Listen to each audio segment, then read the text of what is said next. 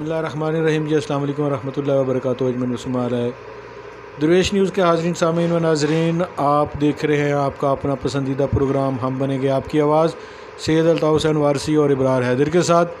اور آج ہم موجود ہیں جی ایک سینئر موسٹ نڈر و بے باک جرنلسٹ, کالم نویس اور فیچر رائٹر کے ساتھ, جن کا نام ہے محمود اختر صاحب.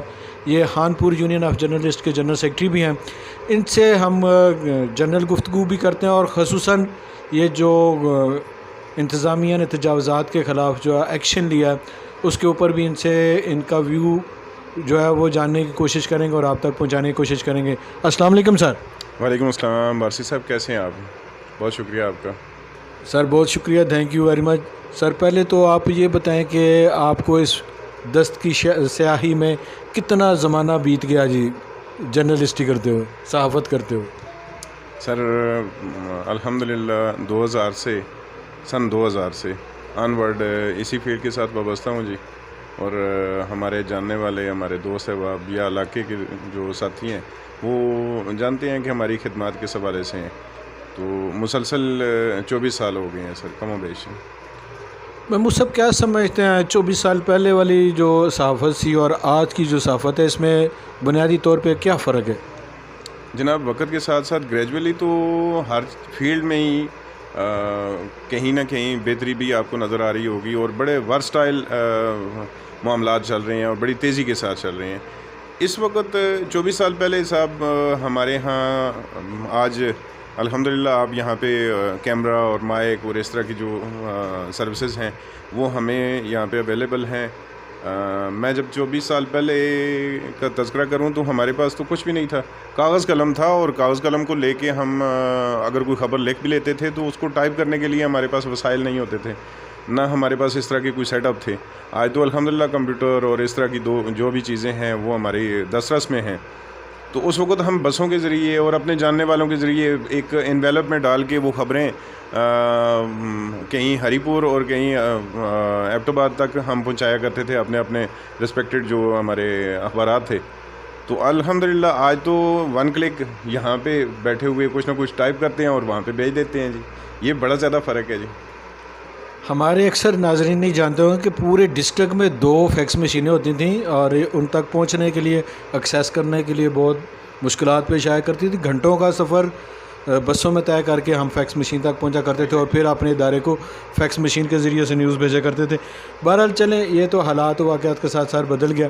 آپ یہ بتائیے مجھے کہ کسی جرنلسٹ کو, کسی صحافی کو اپنے جذبات اور احساسات جو ہیں اس کو بالائے طاق رکھ کے رپورٹنگ کرنی چاہیے, نیوز بنانی چاہیے, یا ان کا انکلوڈ ہونا جو ہے وہ ضروری ہوتا ہے؟ وارثی صاحب میرا پوائنٹ آف ویو تو یہ ہے کہ وی آر سوشل اینیمل, اور ہم پہ بھی ویسے ہی حالات و واقعات اثر انداز ہوتے ہیں جیسے نارمل لوگوں کے ساتھ ہوتا ہے. تو ہمارا متاثر رہنا یا متاثر ہو جانا کسی بھی واقعے سے وہ بڑی نیچرل اور جینون بات ہے جی.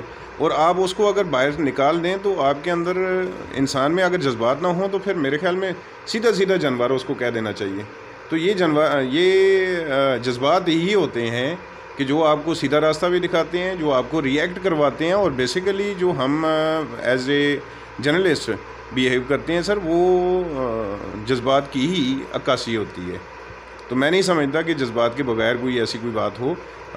اگر جذبات نہیں ہیں تو پھر واللہ عالم ہماری کیا حیثیت رہے گی.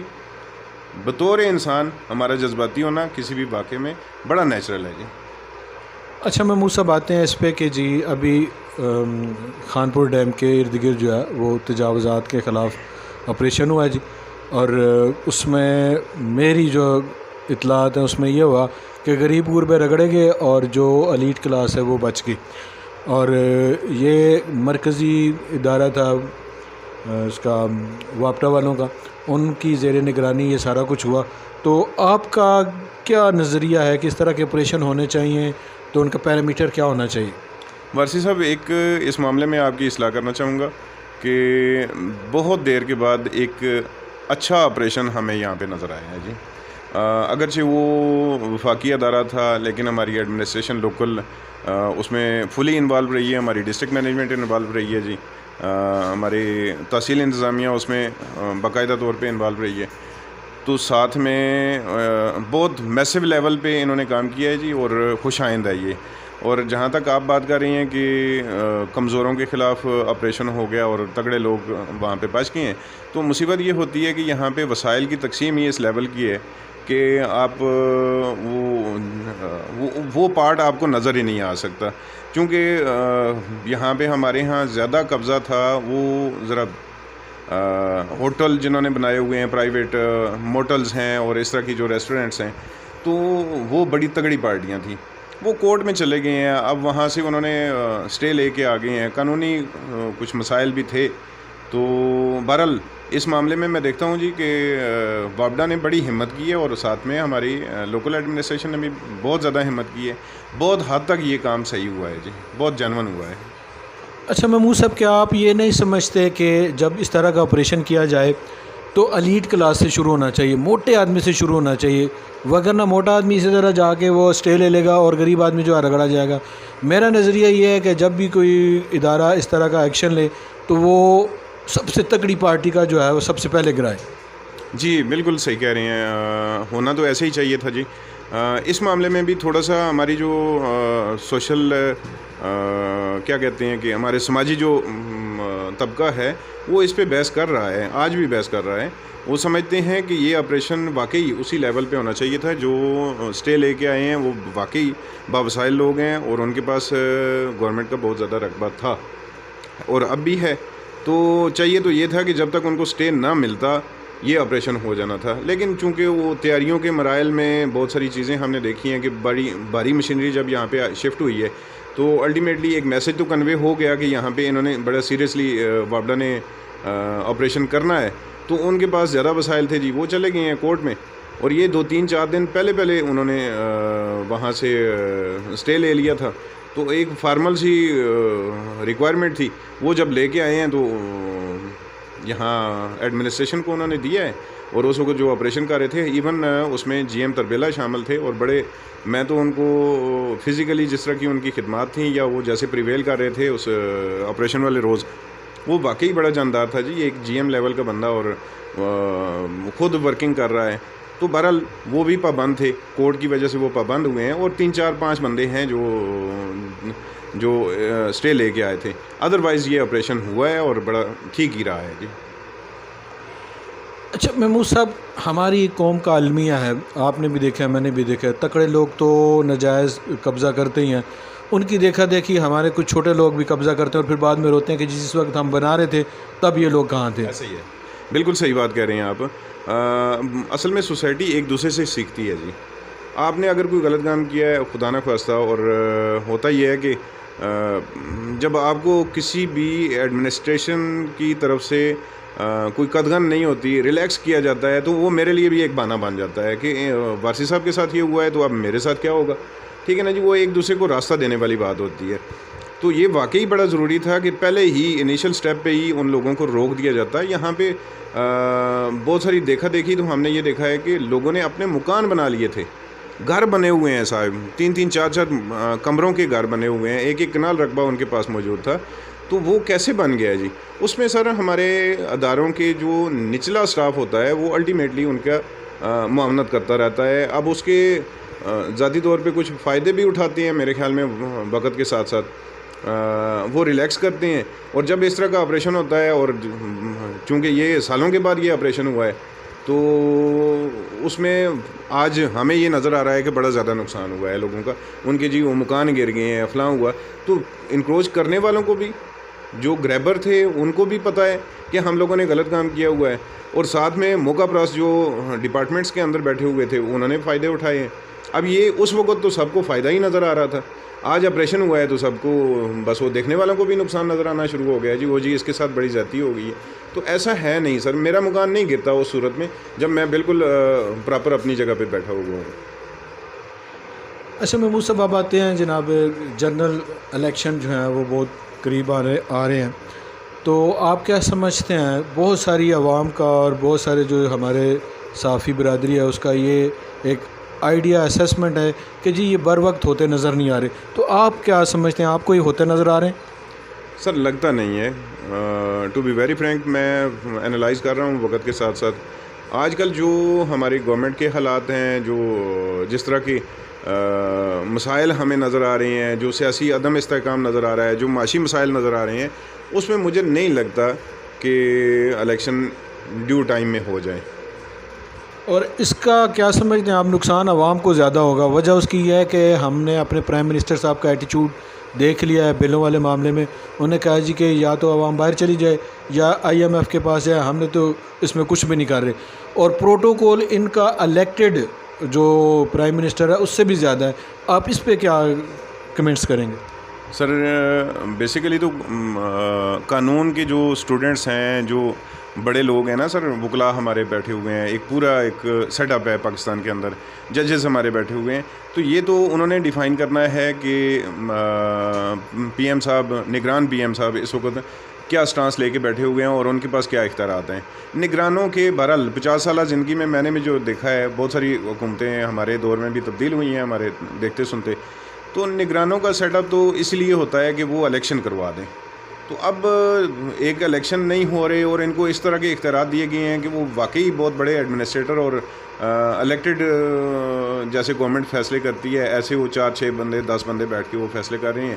تو اس کو اگر یہ امینڈمنٹ تھی تو یہ عوام کی فیور میں مجھے لگتی نہیں ہے، یہ امینڈمنٹ ہماری عوام کے لیے نہیں تھی۔